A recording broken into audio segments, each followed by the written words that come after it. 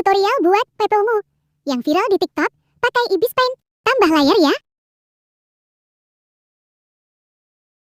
Kalian masuki foto yang mau dipakai.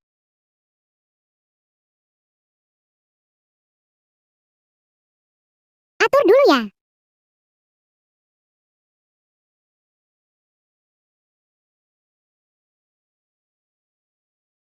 Pindahin layarnya dulu ke bawah. Hapus layar ketiga.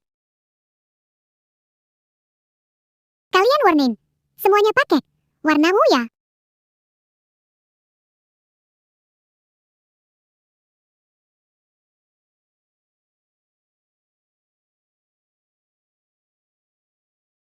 Lalu kalian pencet ini. Ini kalian atur sesuka kalian ya.